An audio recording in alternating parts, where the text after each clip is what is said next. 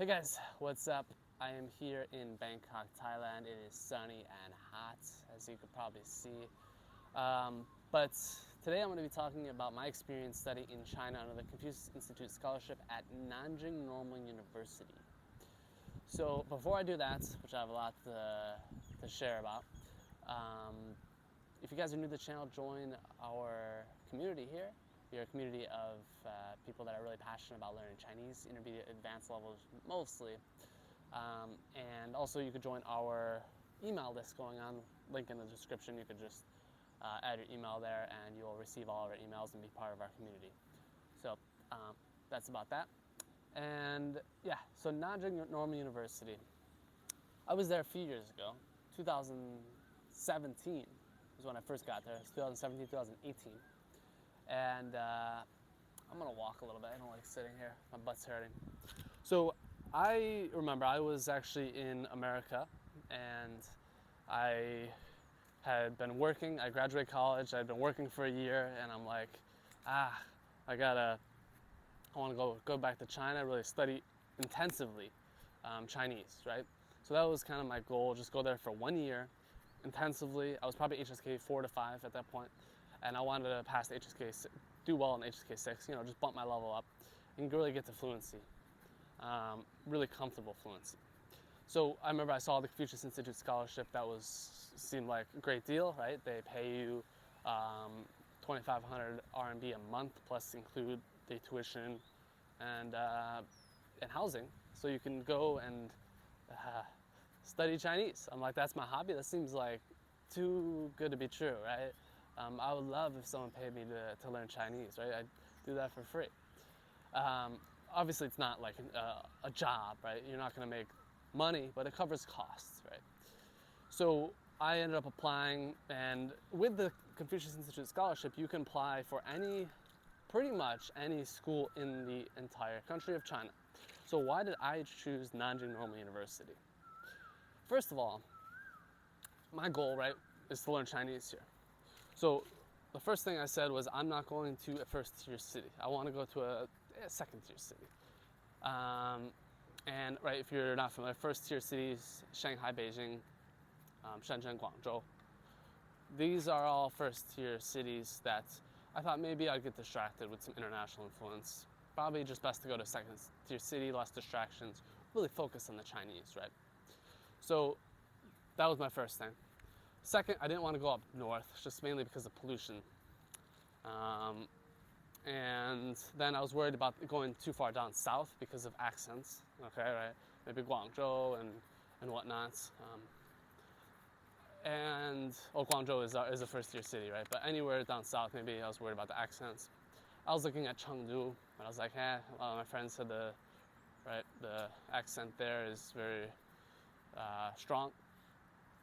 I shouldn't go there. I'll be learning messed up Chinese.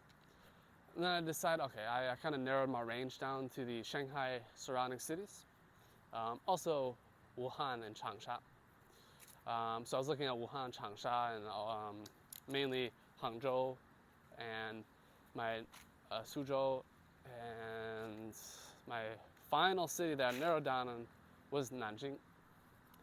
And that's where I decided I'm going to Nanjing. And I saw that in Nanjing Nanjing seemed like a perfect mix, right? It's pretty modern, but it also is not a first-tier city. And the other big thing is the two universities in Nanjing, the two main ones that you can go study Chinese at, Nanjing University and Nanjing Normal University. Let me make sure I'm filming here. I am filming, great. So I was looking at both of those are actually in the city center, which is pretty rare. Not super rare in China, but a lot of universities, they might have one campus in the city center, a small one, but most times they're outskirts, right? But Nanjing Normal University and Nanjing University, they do have some on the outskirts as well, some campuses, but their Chinese language learning are right in the city center, Gulo. So that's quite cool. And first I was going to go to Nanjing University. So why did I switch to Nanjing Normal University? Well, I was actually I did a lot of research, talking to people. First, Chinese people say, if you're doing language, go to a normal university, Nanjing师范大学, Nanjing Normal University. Normal University is really more known for their language teaching, right? Where Nanjing University, yes, it's a better university overall. It's not a language university, right?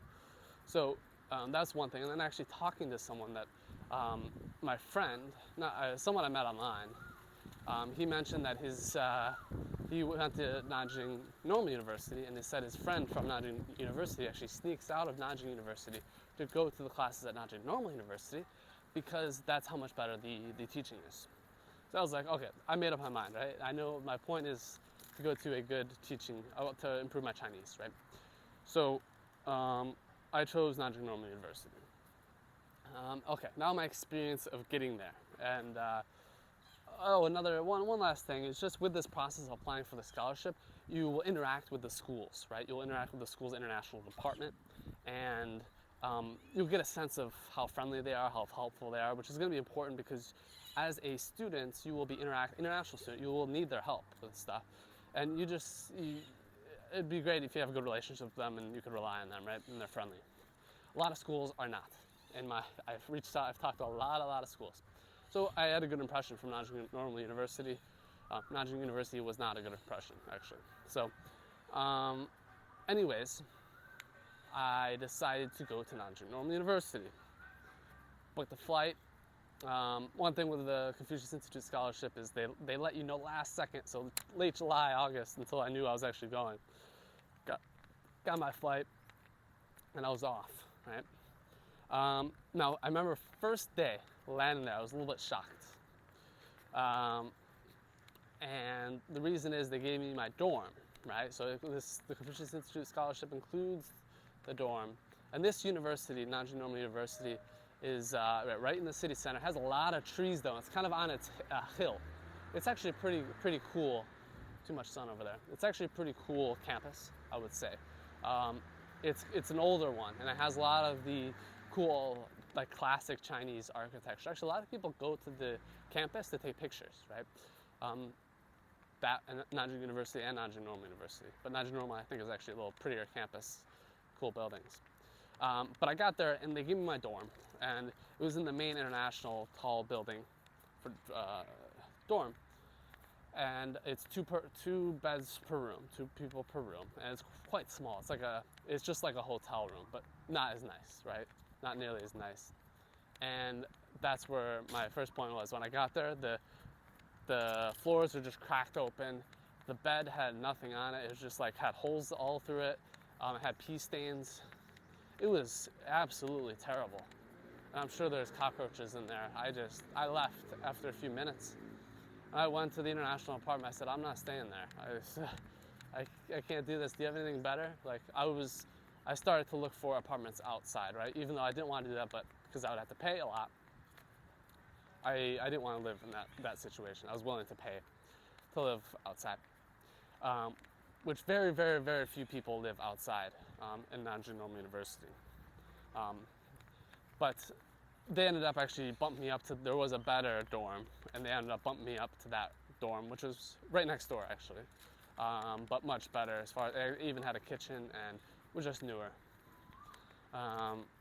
But that helped fix the situation. So I didn't have to go out and find because the surrounding area, I think for an apartment, it was around 3,500 RMB a month. Pretty much over my whole, right, the compensation they give you every month and the little, whatever it's called, the boutier, is 2,500 a month they give you. So that would have been really net negative in my time. So that was good. Okay, so let's get to the classes and the school environment.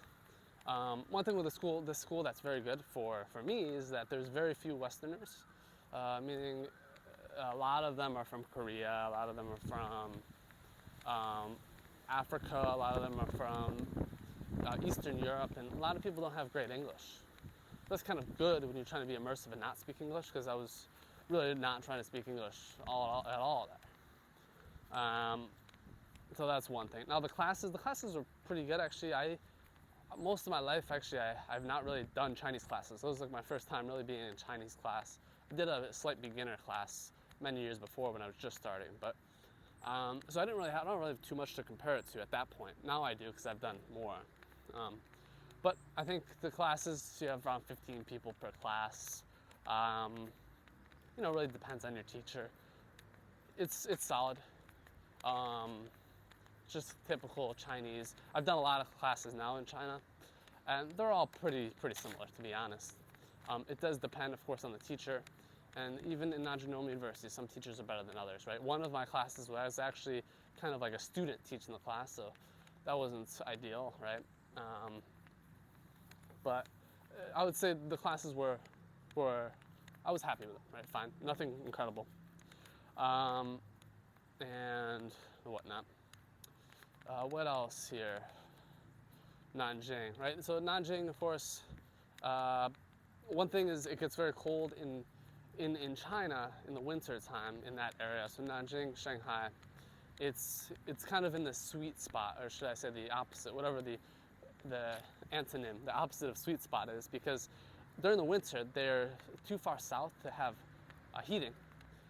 So it is very cold in the dorms, and you have to wear.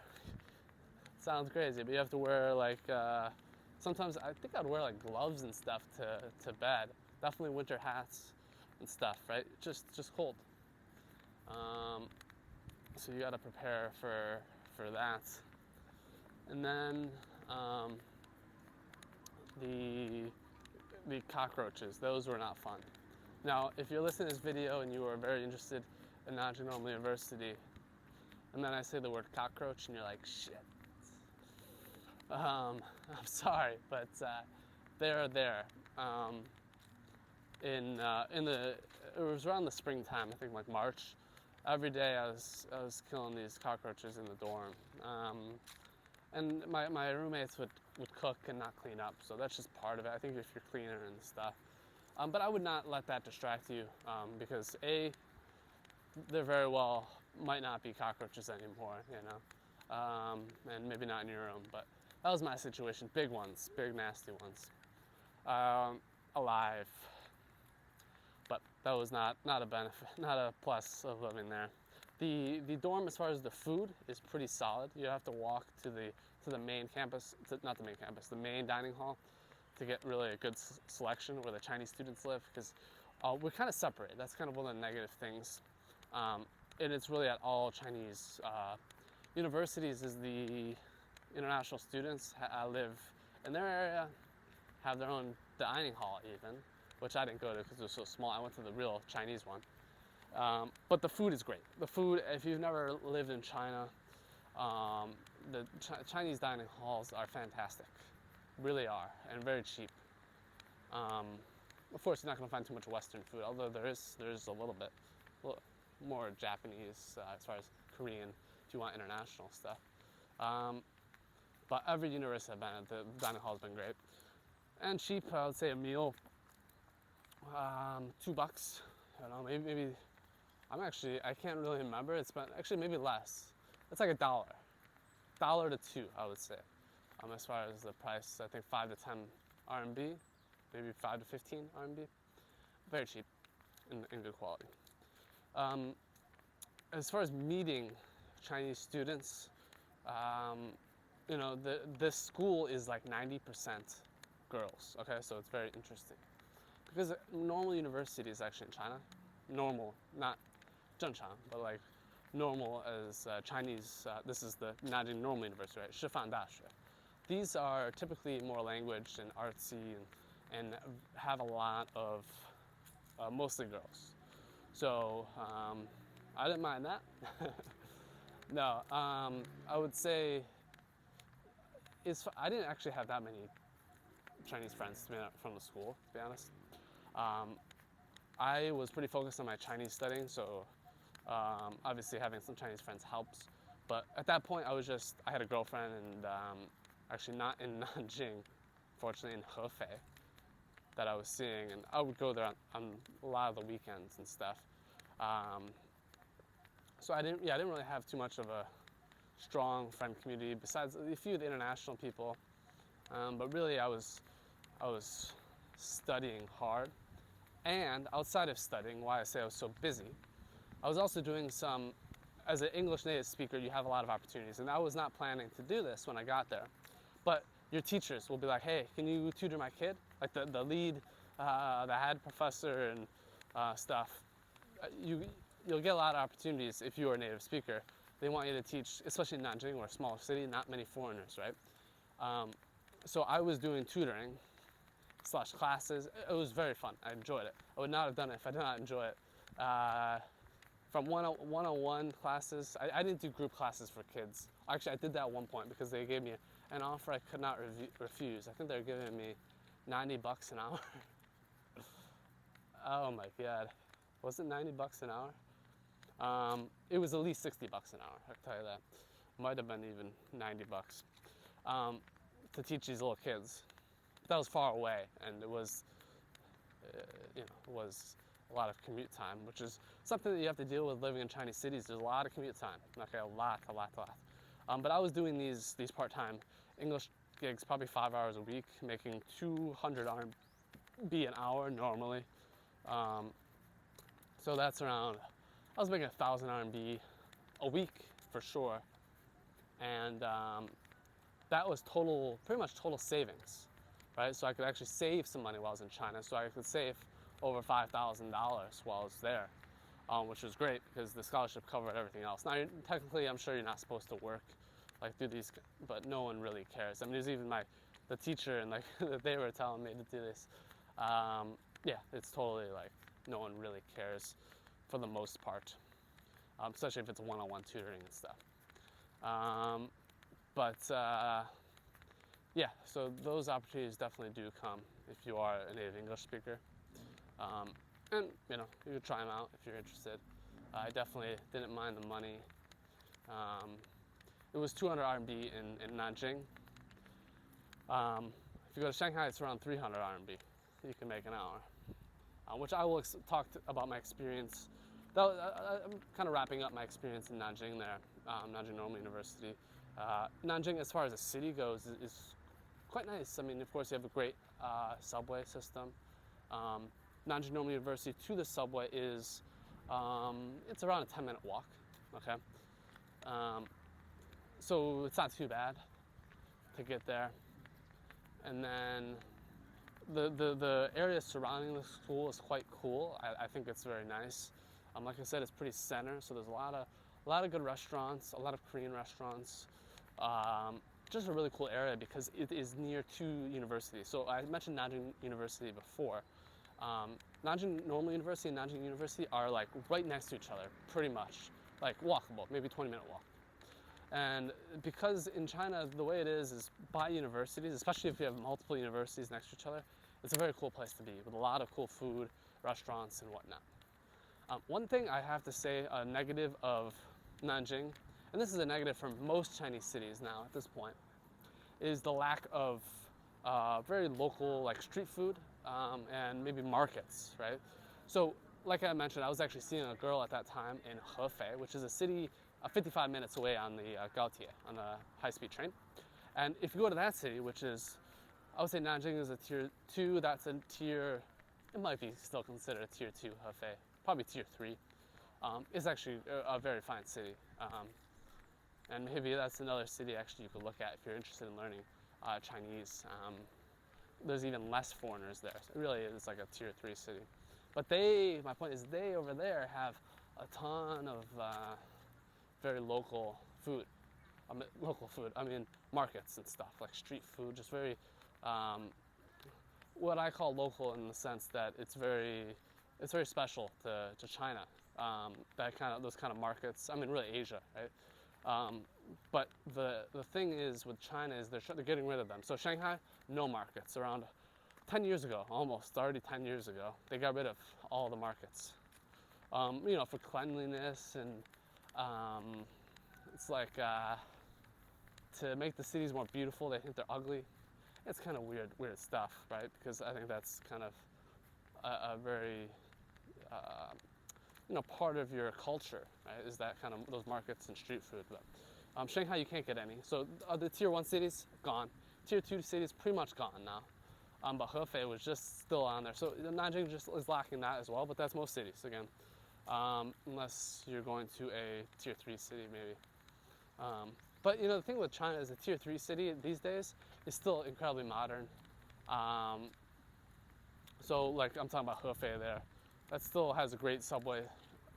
Doesn't connect everywhere, but a decent subway system.